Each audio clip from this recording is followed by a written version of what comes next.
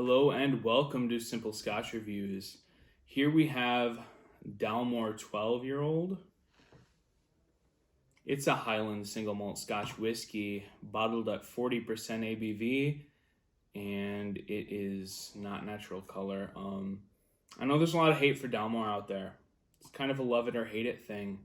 A lot of the hate seems to stem from the coloring used and the ABV and their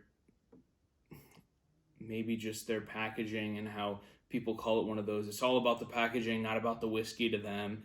And it's one of those hater things. It's in the Macallan category of just hate. Lots of hate for it, for what it is. And I believe there are people that don't like Dalmore, don't like the taste of it. But I think a lot of it gets exaggerated by the hate for other things.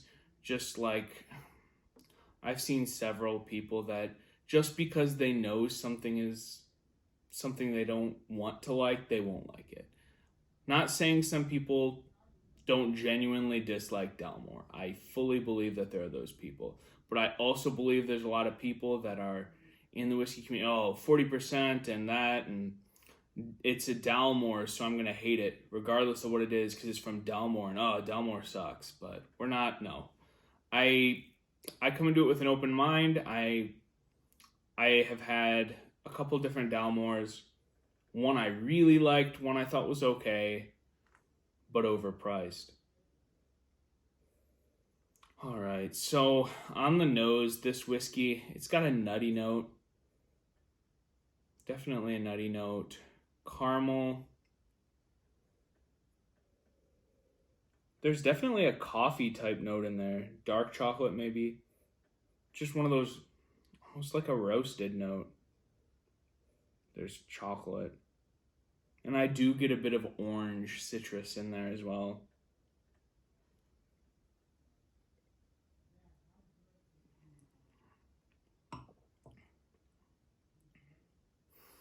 On the palate, there's a hint of that citrus as well, but along with the citrus, there's lots of chocolate, dark chocolate, caramel, toffee. Actually, not caramel, it is more of a toffee note. The nutty flavors there as well. I spent some time getting to know this whiskey. I did note that it was a sweet whiskey. It's not super desserty by any means, but there's a sweet chocolate and a dark chocolate. So it's like milk and dark chocolate, both in this whiskey.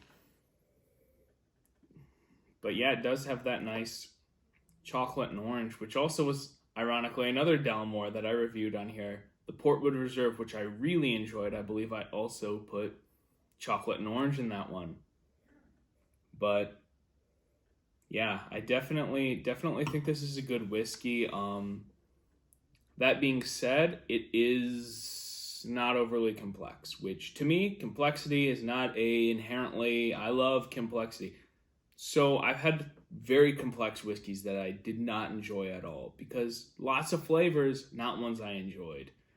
I will take a one-note whiskey any day over a complex one if, and specifically if, the complex one doesn't have good flavors. There's nothing that inherently says to me, this whiskey's better because it has more flavors.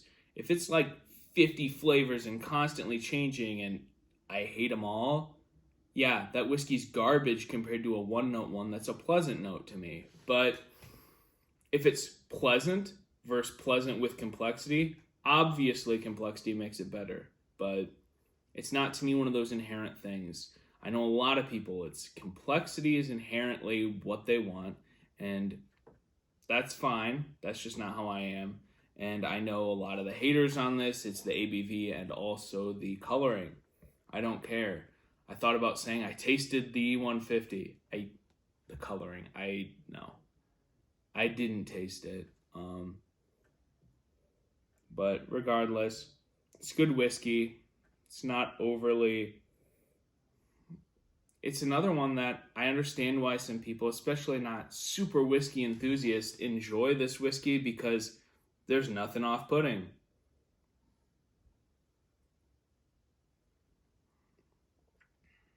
It's definitely a rounded whiskey. orange, the chocolate, the sweetness, the nut, the coffee, the chocolate. Yeah. One thing that normally goes with that flavor profile would be baking spice type notes that I pick up. I'm not really getting any kind of spice on this one. Finish to me is lingering sweetness, maybe a little of that milk chocolate lingering, but it's not a long finish at all. Not the world's most complex thing, but again, not bad. And the finish to me is another one that I would like the finish to be longer. Finish doesn't have to be long. I like whiskeys either way, but the finish on this one was a little quick for me, and I really thought I'd pick more notes out of this whiskey, but I did get a fair number there. Overall, at the price point, not bad. Dalmore also can be great in the gift category, because if you're giving a gift, I think the packaging is really cool. Take that for what it's worth, the packaging being cool. If it doesn't taste good, it doesn't really matter. We're not buying a decoration.